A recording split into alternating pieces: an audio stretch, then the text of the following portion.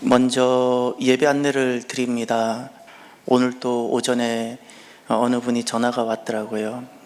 목사님, 여러 가지 방역 기준이 달라져서 5인 이상 되면 모임이 금지된다는데 예배는 어떻게 됩니까? 사적 모임 5인 이상이에요. 사적 모임이라는 것은 지극히 개인적인 사교와 친교를 위한 모임이에요. 그 법리 해석입니다. 방역 당국에서 이야기하고 있는 법리 해석이고, 예배는 공적 모임입니다. 사적 모임이 아닙니다. 그래서 예배는 전혀 관계가 없고 현재 2.5단계 준해서 계속 예배는 드려질 것이니까 다들 그렇게 하시고 모든 것을 기도하시며 잘 예배를 준비하시기를 바랍니다.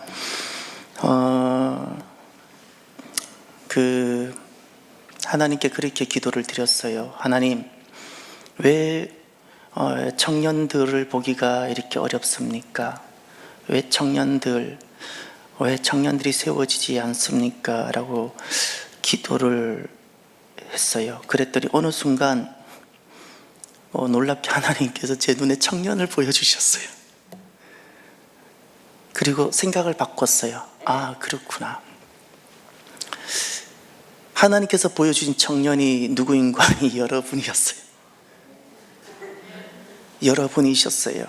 사랑하는 성도 여러분, 저와 여러분들이 하나님 앞에서 청년, 젊은이가 되기를 바랍니다.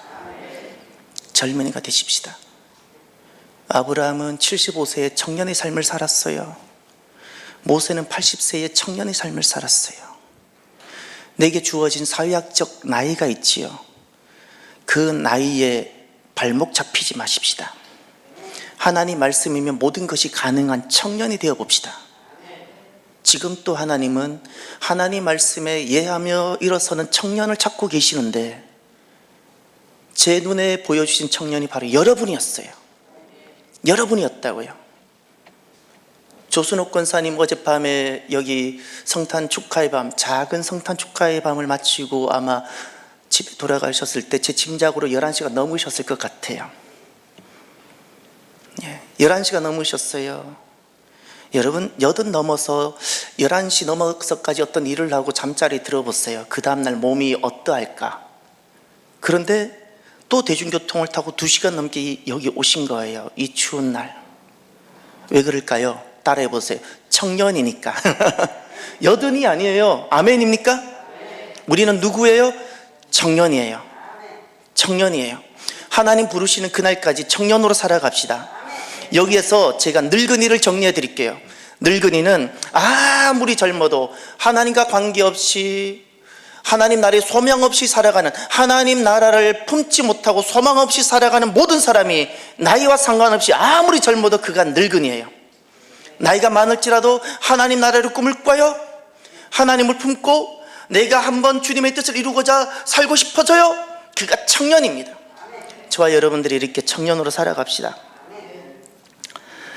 오늘 에스겔 말씀이 이제 진짜 다음 주로 마무리가 되는데, 오늘 말씀하고 다음 주 말씀이 에스겔 말씀에서 정말 주님께서 우리에게 선물해 주고 싶으신 말씀이에요.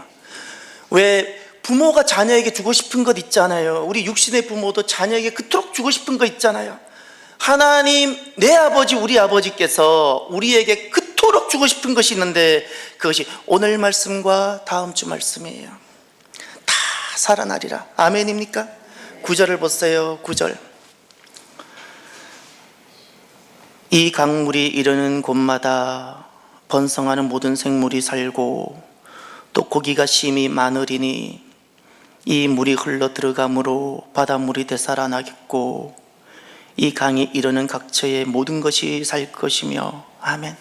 9절이 너무 길죠? 가장 요약된 한 부분만 보여드릴게요. 제일 마지막 부분 보세요. 이 강이 이르는 각처에 모든 것이 살 것이며. 요 한 말씀이 9절의 전체 9절 말씀을 대변하고 있고, 요 한 말씀이 에스겔을 통하여 때로는 하나님을 거역해 해서 심판받기도 했던 그 이스라엘 백성들에게 정말 하나님께서 주고 싶으신 선물이에요. 다 살아나기를 바라는 것. 이것이 하나님 아버지 마음이에요. 이 땅을 향한, 나를 향한, 내 영혼을 향한, 우리 가정을 향한, 대한민국을 향한 이 강이 이르는 각처에 모든 것이 살 것이며, 아멘. 모든 것이 살아나는 역사가, 내 자녀가 살아나고 남편이 살아나고 어두웠던 집안에서 돌아오고 이 땅이 다시금 하나님을 경배하는 그 땅이 되어지고 이렇게 살아나는 역사가 있기를 바랍니다. 이것이 하나님께서 그토록 주고 싶으신 선물이에요. 선물. 구원 안에 있는 선물이라고. 이것이 선물. 하나님께서 에스겔 선지서를 통하여 우리에게 두 가지 메시지를 주셨어요. 하나는 하나님은 심판하세요. 자녀일지라도. 왜 심판하시는지 아세요? 사랑하니까. 사랑하는 여러분, 남의 자식 회초리 든 적 있나요? 없지요. 저도 없어요. 그러나 저는 제 자식 회초리 든 적 있어요. 제 자식이니까 회초리 들었어요. 왜 좀 미웠을까요? 사랑하니까. 사랑하니까 회초리를 드는 거예요. 왜 하나님은 이스라엘을 심지어 성전까지도 무너지게 했을까요? 사랑하시니까. 이대로 두면 더 망하니까. 이대로 두면 진짜 죽으니까. 그래서 하나님은 아픈 회초리를 드시는 거예요. 아픈 회초리. 그 기준이 언제인지 아세요? 하나님의 자녀가 성전이 성전되지 못할 때, 도무지 하나님은 자녀인데 하나님께서 그 존귀하시고 거룩하신 영광을 두지 못할 때, 하나님은 내 자녀일지라도 회초리를 드시고 심판하세요. 우리 인생이 언제 그 심판의 자리에 서게 되는가? 쉽게 말하면 내 인생이 언제 끝인가? 하나님의 영광이 떠날 때입니다. 사업이 망했다고 끝나는 것 아니고요, 몸이 좀 아프다고 끝나는 것이 아니고,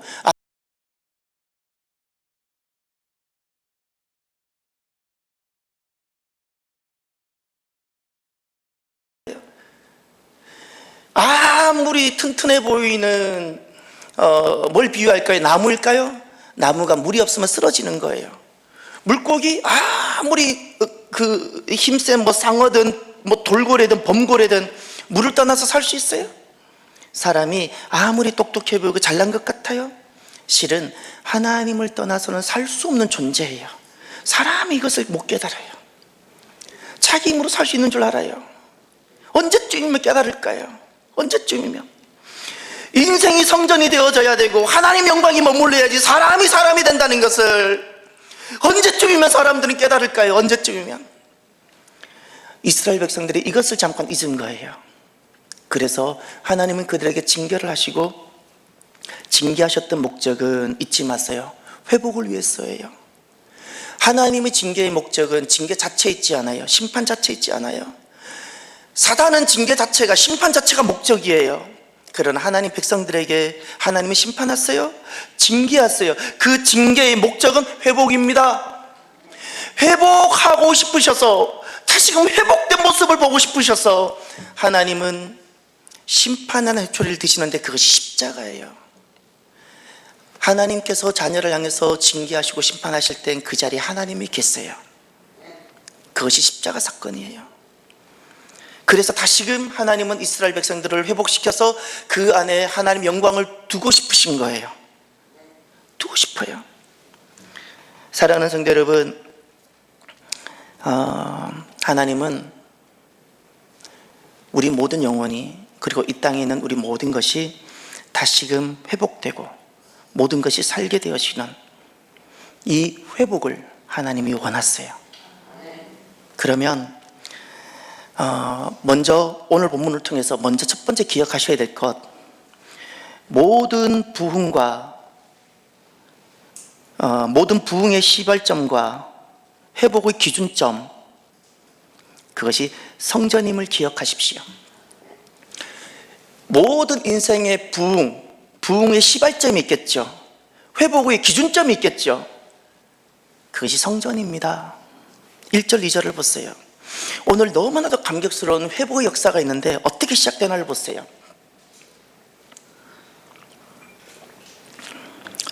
그가 나를 데리고 어디에 이르시니? 성전 문이죠. 성전 문이에요. 왜 성전 문에 이르게 하셨을까요? 하나님은 그 에스겔을 눈을 들어서 또 하나를 더 보게 하셨어요. 성전 문에 서서 성전의 앞면이 동쪽을 향하였는데 그 다음 밑에 볼까요? 읽어볼까요? 그 문지방 밑에서 무엇이? 물이 나왔다 그랬어요. 이것이 생명의 물이에요. 지금 이 물은 하나님의 회복을 상징하는 거예요. 이 물이 이르는 곳마다 다 살아요. 그런데 이 물이 어디서 나왔는가를 보세요. 어디 있어요? 성전 문지방이라 그랬죠. 이 성전 문지방이라는 것은 특정 장소를 뜻하기보다도 성전의 시발점을 말하는 거예요. 이 문지방이라는 단어가 여기까지가 성전이고 여기서부터 여기까지가 성전이라는 거예요. 여기 넘어가면 성전이 아니에요. 그거예요. 그러면 이 모든 것을 살게 하는 이 부흥과 회복의 물이 어디서 나왔다고요? 성전으로부터. 성전이 시발점이 되어져야 되고 성전이 기준점이 되어져야 되는 거예요. 2절을 보세요. 1절 끝에 보면 동쪽으로 흐르다가 그랬죠. 항상 이 성경을 읽을 때 성전과 관련되면 여러분 성전 지도가 떠올라야 돼요. 성전 지도는 항상 어디를 향하고 있어요? 동쪽이어야 돼요. 문이 머릿속에 기억나나요? 동쪽을 향하고 있어야 돼요. 동쪽으로, 성전에서 나온 물이 동쪽으로 향하여 흐르다가 성전 오른쪽이니까 여전히 어딜까요? 성전 오른쪽은 남편인데 동쪽을 향해 흐르는 거예요. 제단 남쪽으로 흘러. 성전 오른쪽과 제단 남편은 같은 곳이에요. 방향이 같아요. 요거 이해가 되시나요? 그리고 또 2절을 보세요. 그가 또 나를 데리고 북문으로 나가서, 북쪽이라는 것은 성전 입구에서 보면 왼편을 말하는 거예요. 왼편이 북쪽이죠. 북문으로 나가서 바깥길로 꺾어서 동쪽을 향한 바깥문에 이르렀어요. 왜죠? 그 바깥문은 닫혀서 열렸어요. 닫혀 있어요. 사람은 나갈 수 없어요. 누구만 오실 수 있어요? 주님. 이 문이 닫혔기 때문에 이 바깥문에 가려면 돌아서 가야 되는 거예요. 그래 바깥문에 이르렀어요. 거기서 보니 물이 그 오른쪽으로 해서 스며 나오더라. 물이 나오죠. 이제 여러분 지도를 한번 볼까요? 전도사님 지도 한번 띄워주시겠어요? 지난주 보셨던 지도인데 저 지도 보시나요? 혹시 지난주 여러분 가지셨던 지도 갖고 오신 분 계세요? 여기 자세히 보시면 저 지도에 보면 이 지도가 약간 45도로 있지만 여러분은 마음으로 이렇게 지도를 정치하셔서 동쪽을 향해 보세요. 동쪽을 향하면 자 성전이 있는데 성전 입구, 여기 빌딩처럼 세워져 있는 이 입구에서 물이 흘러서 엘터라고 되어 있는 그 제단 남편을 흐르고, 이렇게 물이 흘러서 바깥문 오른편으로 흘러가는 파란 약간 또랑처럼 보이는 것이 보이나요? 이렇게 보여져야 돼요. 이렇게 지금 요거예요. 지금 요렇게 쭉 흘러가고 있다는 거예요. 동쪽을 향해서 이 물이 어디서 나왔다고요? 성전에서 나온 거예요. 사랑하는 성도 여러분,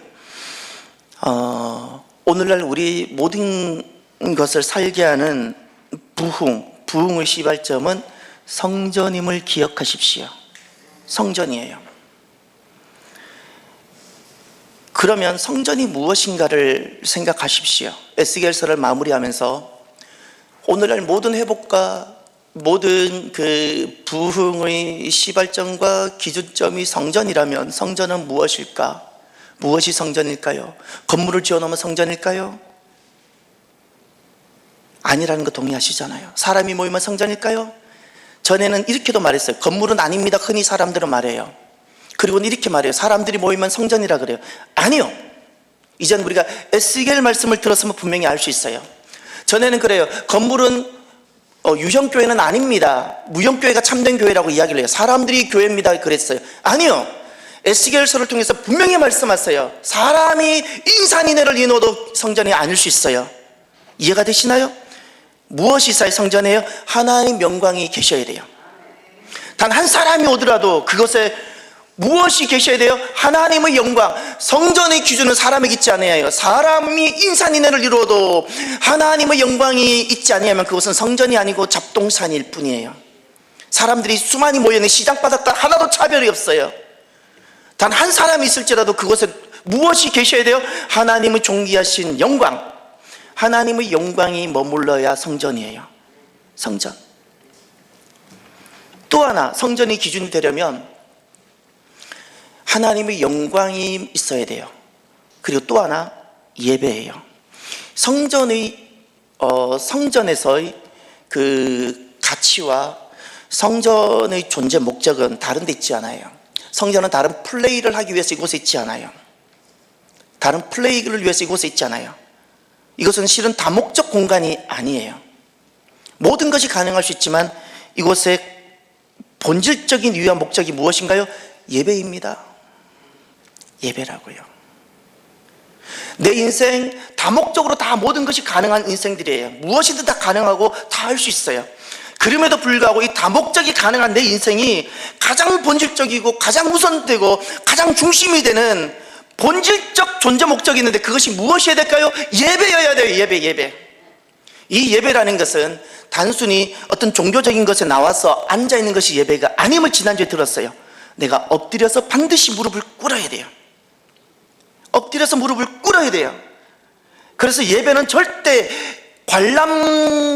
관람객, 관람자, 시청자 예배 아닙니다.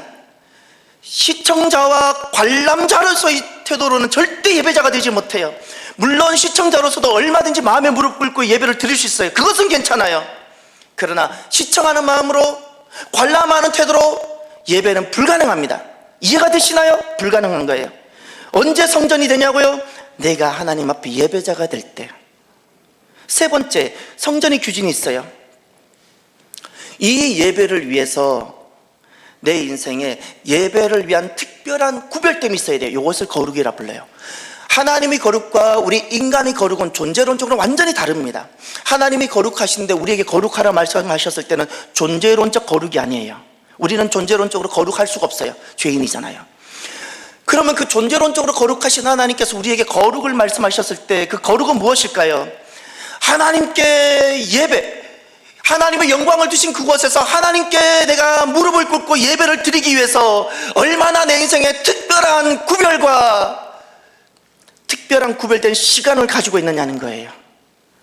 특별한 구별됨이에요. 이것을 하나님께서는 거룩으로 여겨주세요. 여러분들은 예배를 위하여 여러분의 인생에 어떤 특별한 구별됨이 있나요? 시간이 나면 오셨나요? 한번 가보는 거예요? 저는 이렇게도 많이 들어서 예배 봐준다고. 믿음이 좀 더 자라보면 그것이 얼마나 죄였는지를 알게 돼요. 죄였는지. 절대 교회에서 봉사를 해도 내가 봉사해 준다 하지 마세요. 하나님 받지도 않고 하나님께는 그것이 역겨운 것이 되어져요. 뭘 봉사해 줘요? 그러려면 하지 마세요. 하나님은 당신이 아니라도 얼마든지 하나님은 얼마든지 하실 수가 있는 거예요. 얼마든지 하실 수 있는 거예요. 내가 내 존귀하신 내 아버지께 예배를 드리기 위해서 내가 내 가장 소중한 첫 번째 것들을 먼저 구별해서 하나님께 먼저 예배 드리는 거예요. 이거예요. 하나님의 영광, 예배, 이 거룩이 성전이 되게 합니다. 하나님 보시는 성전이에요. 이 성전이 모든 부흥이 있게 됩니다. 아멘입니까? 사랑하는 성도 여러분, 오늘 이 자리에 또 영상으로 함께하는 분들 부흥이 있기를 바랍니다. 부흥이 있기를 바랍니다. 왜냐하면 하나님은 부흥을 주시기를 원하세요. 내가 원하기 전에 하나님이 원하세요. 그러려면 사랑하는 성도 여러분, 저와 여러분들이 하루하루 살아가는, 우리가 다 흠이 있고 불완전하잖아요. 목사라고 완전하지 않잖아요. 우리가 흠이 있고 불완전하잖아요.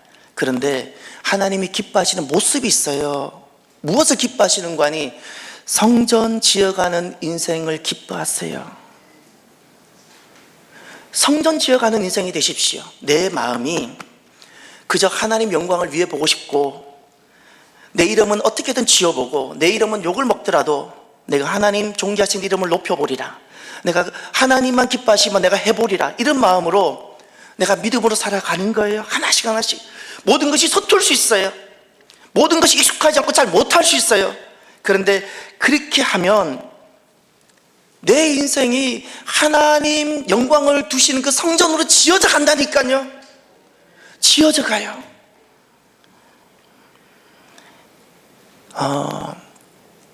그러면 하나님께서 나같이 마른 막대기 같은 인생인데, 하나님은 이런 마른 막대기 같은 인생,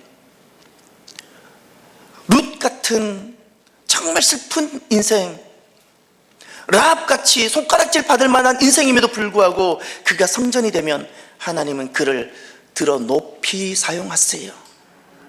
이것이 하나님의 역사예요. 이것이 부흥이에요.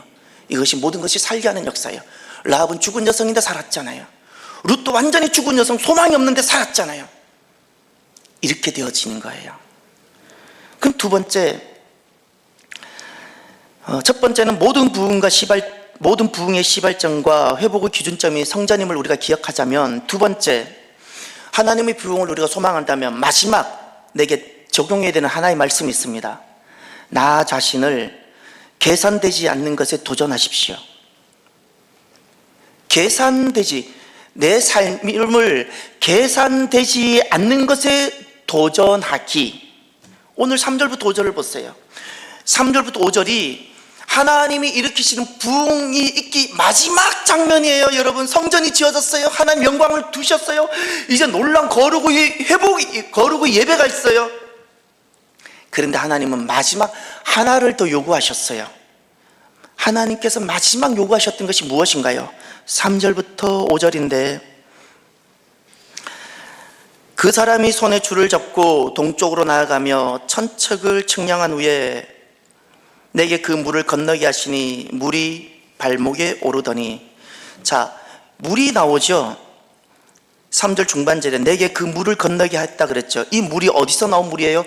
성전에서 나온 물이고, 이 물이 부흥의 가는 곳마다 모든 것이 되살아나게 할 부흥의 물이에요. 그런데 잘 보세요. 발목에 올랐어요. 발목에 올라서 건너게 했더니 내가 건넜어요. 이때 부흥이 있었어요? 없었어요? 없었어요. 여기 잘 기억하셔야 돼요. 이때는 부흥이 없었어요. 되살아나는 역사를 하나님이 아직 시행하지 않으셨어요. 4절, 다시 천척을 측량하고 내게 물을 건너게 하시니 물이 무릎에 오르고. 자, 무릎에 물이 올랐어요. 내게 물을 건너게 했는데 이 에스겔이 물을 건넜을까요? 못 건넜을까요? 건넜어요. 왜죠? 무릎밖에 안 왔으니까. 에스겔이 얼마든지 마음껏 건넜어요. 이것쯤이야. 하나님 부흥이 있었어요? 없었어요? 아직이었어요. 없었어요. 4절 하반절, 다시 천척을 측량하고 내게 물을 건너게 하시는 물이 어디에 올랐다고요? 허리까지 올랐어요. 에스겔이 건넜을까요? 못 건넜을까요? 건넜어요. 마음대로 건넜어요. 하나님 부흥이 있었어요? 없었어요? 없었어요. 5절을 보세요. 5절, 다시 천척을 측량하시니 물이 내가 건너지 못할 강이 된지라. 거기다 밑줄 치세요. 물이, 성전에서 나온 물이 하나님 하시는 역사가 내가 건너지 못할 강이 되어져야 돼요. 요거예요. 이 물은 생명의 물인데 내가 건너지 못할 강이 되어져야 돼요. 이때 그 자리가 하나님께서 일으키시는 모든 것을 되살아나게 하는 부흥의 자리예요. 부흥의 자리. 이 5절에 계속해서 말씀하시는 바가 무엇인가 하니 이런 거예요. 그 물이 가득하여 헤엄칠 만한 물이요. 그 다음 또 보세요. 사람이 능히 건너지 못할 강에. 건널 수 없다는 거예요. 다 내가 지금까지 건넜는데 건너지 못했어요. 건너지 못한 강이 되고 나니까 그 자리에 무엇이 됐어요? 부흥이 일어난 거예요. 그것이 6절부터의 말씀이에요. 이 6절부터 12절까지 너무나도 복된, 하나님께서 정말 주고 싶은 이 선물의 말씀이 나의 말씀이 되기를 원한다면 반드시 내게 5절의 말씀이 내게 이루어져야 돼요. 이 5절의 말씀, 물이 내가 건너지 못할 강이 된지라. 여러분, 내가 살아가는 삶이, 우리가 목사이신 분이든 권사이신 분이든 장로이신 분이든 어떤 모습이든 내가 살아가는 삶이 이렇게 되어져야 돼요. 내가 건너지 못할 강이어야 돼요. 이게 무슨 말일까요? 도대체 발목은 무슨 말이고 무릎은 무슨 말이고 허리는 무슨 말일까요? 지금 이 발목의 인생이든 무릎의 인생이든 허리의 인생이든 이 사람들은 그래도 믿음으로 나름 성전을 지어보려고 하고 그래도 주님을 두려워하면서 예배까지 넣은 사람들인데, 어디서 마지막에 무너져서 하나님께서 일으키시는 부흥을 보지 못하냐면 내가 건너지 못하는 강을 만들어내지 못한 거예요. 이들은 어떤 인생을 살아가는 거 아니? 내가 생각해서 내가 할 수 있는 것, 이렇게 생각하는 거예요. 아, 이것은 내가 할 수 있어. 내가 할 수 있으니까 내가 해보는 거야. 이것은 내가 작년 했어. 내 경험이야. 가능해. 내가 또 하는 거예요. 그러나 이것은 불가능해. 이런 일이 어떻게 가능할까? 내가 멈춰. 한 번도 자기 인생을 건너지 못할 강이 되게 해본 적이 없는 거예요. 늘 내가 건널 수 있는 물, 분명히 성전에서 놓은 물이긴 한데 건널 수 있는 발목 정도, 조금 더 열심히 하는 사람은 무릎 정도, 좀 더 헌신된 사람은 허리 정도. 그러나 여전히 나예요. 다 내가 하는 거예요. 내가 하는 거예요. 내가 하는 거예요. 부흥이라는 것은 사람이 아무리 뛰어난 영성의 사람이라도 부흥은 가져오지 못합니다. 부흥은 하나님께 있어요. 하나님으로부터 오는 것이 부흥이에요. 생명은 사람이 할 수가 없어요. 생명은 다 살아나게 하는 것은 하나님으로부터 오는 거예요. 그러려면 반드시 건너지 못할 강이 되어져야 돼요. 내 삶이. 그러면 건너지 못할 강, 도무지 계산이 되지 않는데, 계산이 되지 않는 이 삶을 직면해서 어떻게 해야 되냐고요? 그래서 기도하지 않고는 믿음이 불가능해요. 그 사람이 지금 믿음으로 사는지 안 사는지는 간단해요. 기도의 모습을 보면 알아요. 하나님 앞에 건널 수 없는 강을 자기 삶으로 살아가며 건너지 못할 인생이 되며 계산되지 않는 것에 도전하는 사람은 기도할 수밖에 없어요. 왜죠? 내가 할 수 있는 것이 아무것도 없잖아요. 지금 할 수 있는 것이 뭐밖에 없어요? 기도. 그런데 계산해서 내가 할 수 있는 일만 하는 사람들은 절대 기도가 없어요. 왜죠? 내가 할 수 있는데 왜 기도해요? 내가 할 수 있는데 왜 기도해요? 내가 할 수 있는 일만 하는 사람들은 그냥 운동만 해요. 운동만. 그를 통해서 운동만 나타나요.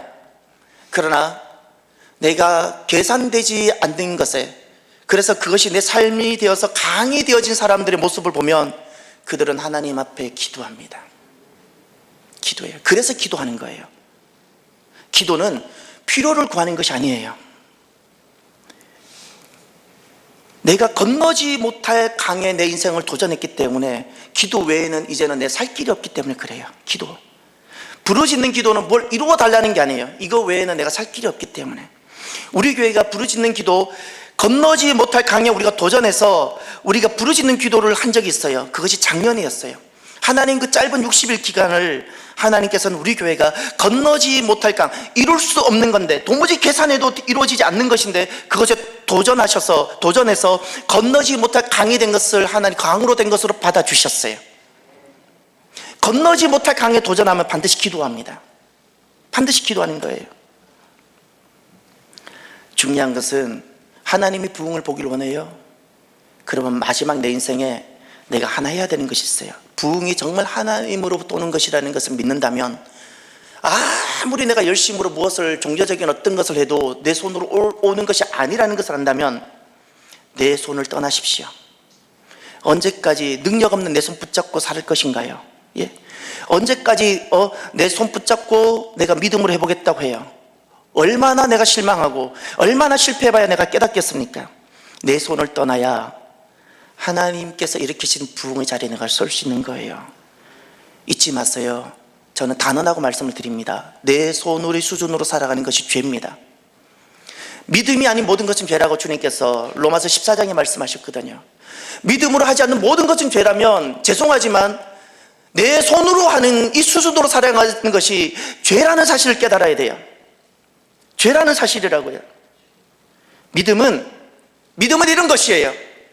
믿음은 하나님이 일하시도록 내 삶을 내가 할 수 없는, 내가 건널 수 없는 강이 되도록 하는 것이 믿음이에요. 믿음은 그래서 모험이고 도전이라고요. 믿음은 모험이라고요. 이 모험이라는 것은 보이지 않는 거예요. 본인도 해답이 없어요. 본인도 계산이 안 돼요. 근데 누구만 믿고 가는 거예요? 하나님만 믿고 가요. 그 중간이 다 안 보여요. 어느 믿음의 사람이 중간이 다 보여서 갔나요? 결론이신 하나님만 믿고 가는 거예요. 이 과정은 그래서 모험이에요. 이 과정을 우리는 기도로 채워가는 거예요. 그런데 놀라운 것은 사람들은 이 과정이 안 보이니까 이 과정을 안 가요. 건너지 못할 강이 되지 않게 해요. 그러나 성경은 분명히 말씀하고 있고 믿음의 선진들은 증명합니다. 강이 되어야 되고 이 강이 가장 안전한 길임을 말씀하세요. 그런데 이 강을 이 강을 만들어가는 사람들이 많지 않기 때문에 예수님은 좁은 길이라 말씀하셨어요. 좁은 길. 많은 사람이 이렇게 가지 않는다는 거예요.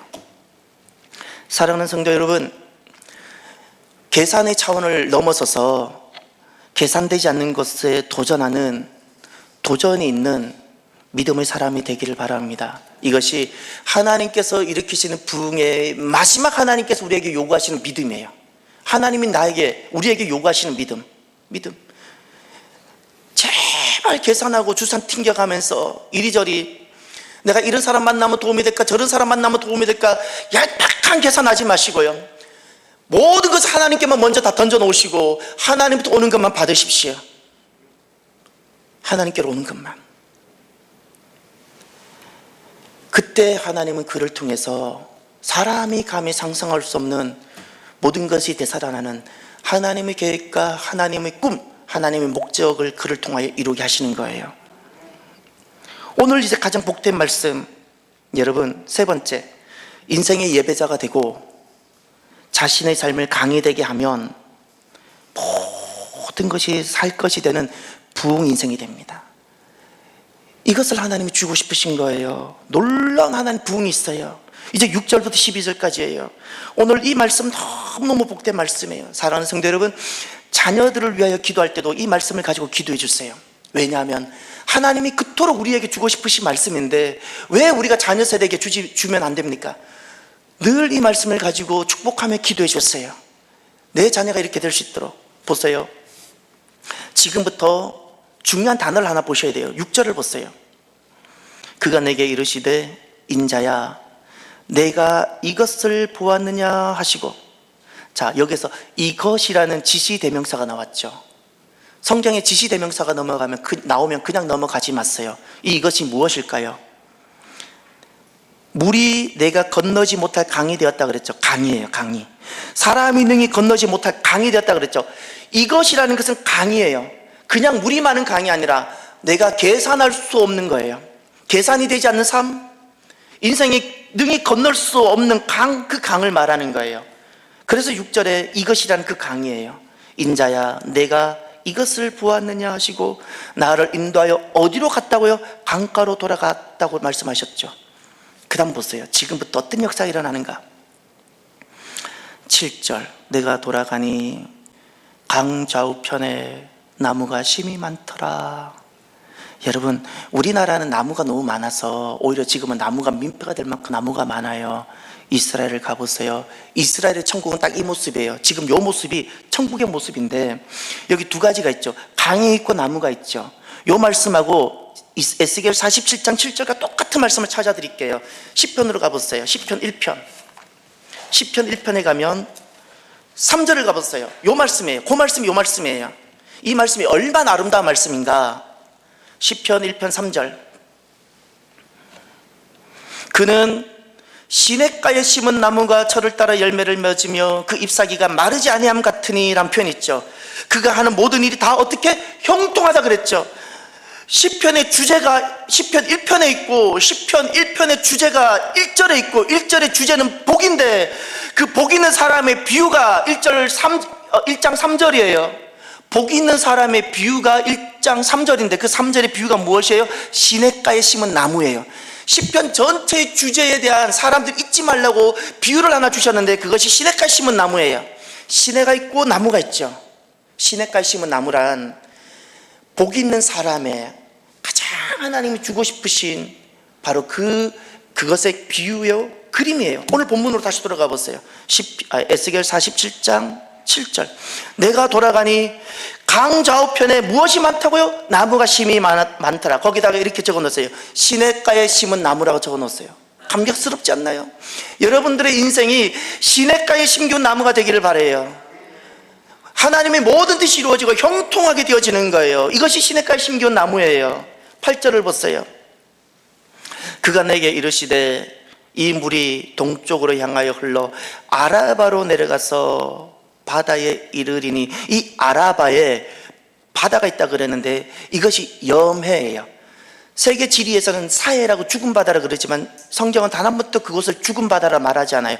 아라바 바다, 염해 또는 동해라 불러요. 아라바 바다, 여매예요. 여매로 갔어요.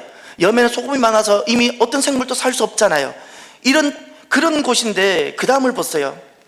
이 흘러내리는 물로, 이 물인데 정확하게 말하면 강이된 물이에요. 그냥 물이 아니에요. 강이된 물이 갔더니 다 함께 읽어볼까요? 그 바다의 물이 되살아나리라. 아멘. 예. 어머니가 예배자가 된 다음에 그의 인생이, 어머니 인생이 건너지 못할 강을 이루게 되어지면, 예, 그 어머니가 가는 그 모든 곳에 사는 역사가 일어나는 거예요. 자녀가 만약에 자녀가 믿음 안으로 빨리 들어오지 않아요. 내 자녀가 왜 이렇게 기도하지 않을까? 내 자녀는 왜 이렇게 성경을 읽지 않을까로 말하지 마세요.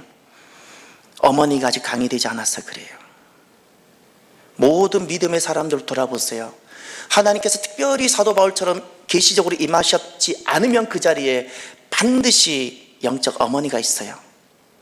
그 자리에는 반드시 건너지 못할 강이 된 한 사람이 있는 거예요. 그를 통해서 그 자녀가 되살아나는 역사가 있었던 거예요. 제게도 마찬가지고. 9절을 보세요. 이 강물이 이르는 곳마다 번성하는 모든 생물이 살고. 아멘. 이 강물이 이르는 곳에다 밑줄 쳐볼까요? 이 강물이 이르는 곳, 그 다음에 살다 밑줄 쳐보세요. 살다, 그 다음 그 고기가 심이 많다 또 밑줄 치고, 그 다음 이 물이 흘러 들어가므로 바닷물이 되살아나다 밑줄 쳐보세요. 되살아나다. 자, 살다, 심이 많다, 되살아나다. 마지막 이 강이 이르는 각처의 모든 것이 또 살다 밑줄 쳐보세요. 주님께서 우리에게 주고 싶으신 선물이 살고 번성하게 되어지고 복되게 되어지고 하나님 안에 있는 풍부함을 누리게 해주고 싶으신 거예요. 이것이 하나님께서 우리에게 주고 싶으신 마지막 부흥이에요. 저와 여러분들이 하나님께서 주시는 부흥이 반드시 있음을 믿고 이 구절을 누리게 되시길 바라요. 이 구절을 누리는 복된 인생. 내가 건너지 못할 강이 되십시오. 내가 건너지 못할 강이 되면 자녀가 살게 되어져요. 자녀가 살게 되어지고 내가 있는 곳에 살게 되어지는 거예요. 예. 사랑하는 성도 여러분, 11절을 하나 경고의 말씀으로 이 복된 말씀에 이해되지 않는 말씀 하나 두셨어요.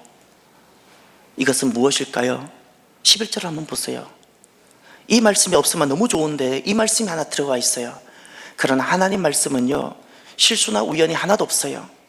어렵고 힘든 말씀이지만 그대로 하나님 말씀을 들어보세요. 그 진펄과 개펄은 되살아나지 못하고 소금 땅이 될 것이며, 다 살아나는데 되살아나지 못해요. 진펄과 개펄은 어떤 마음일까요? 사랑하는 성도 여러분, 겸손하시길 바라요. 하나님 말씀을 들으면 예 하시길 바라요.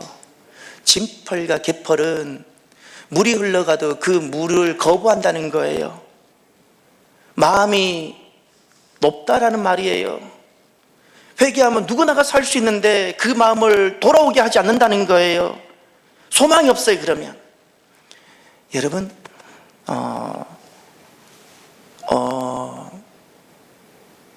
하나님 앞에서 늘 어린아이처럼 그렇게 머물러 보십시오. 그러면 하나님께서 놀랍게 회복 역사를 일으키십니다. 사랑하는 성도 여러분, 에스겔 47장 모든 것이 살 것이요, 주님께서 그토록 바라시는 겁니다. 우리가 바라기 이전에 주님께서 바라시는 거예요. 다 살아나는 것. 왜 하나님께서 그토록 성전이 지어지고 성전을 두고 싶으신지 아세요? 우리가 되살아나는 것을 보고 싶었어요. 내가 되살아나는 것을 보고 싶었어요. 오늘 이 자리에 한 분 한 분 나오셨잖아요. 하나님께서 얼마나 사랑하시는지 아세요? 하나님께서 내 영혼 한 사람 한 사람 되살아나는 것을 하나님이 원하세요. 내 심령이 하나님께서 영광을 두시는 성전되는 심령이 되시기를 바라요. 그리고 예배를 보는 자가 되지 마시고요, 하나님 앞에 두려움과 떨림으로 엎드려 복종하십시오. 그리고 나서 내 인생을 내가 할 수 있는 수준을 넘어서 하나님 말씀이면 무엇이든 내가 이해하고 복종하며 건너지 못할 강에 도전해 보십시오. 건너지 못할 강이라는 것은 하나님의 말씀이에요. 하나님 말씀이 어떤 말씀이든지 내가 그 말씀에 이해하고 도전해 보세요. 모험해 보세요. 믿음은 반드시 모험이에요. 왜 부르는지 아세요? 이 하나님 부흥을 주고 싶었어. 사람은 절대 이 땅에서는 하나님 하시는 일이 다 보이지 않아요. 절대 보이지 않아요. 내가 계산해서 간다고요? 하나님의 영광을 이루지 못하고 부흥은 보지 못해요. 내가 건너지 못할 그 강, 내가 하나님을 믿고 도전하면 하나님께서 놀랍게 모든 것을 살게 하는 은혜를 베풀어 주십니다. 말씀을 마무리하면서 저와 여러분에게 한번 질문을 드려볼까요? 저와 여러분들은 내 인생이 하나님 영광만을 위해 어떤 도전이 있는지요? 여러분은 믿음을 위해서 어떤 도전들을 해보셨어요?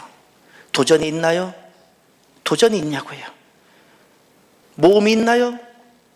하나님께서 일하시도록 내 인생을 얼마나 강이 되게 보셨어요? 늘 내가 할 수 있는 수준으로 머물진 않았나요? 오늘 저와 여러분들이 두 단어를 꼭 기억해요.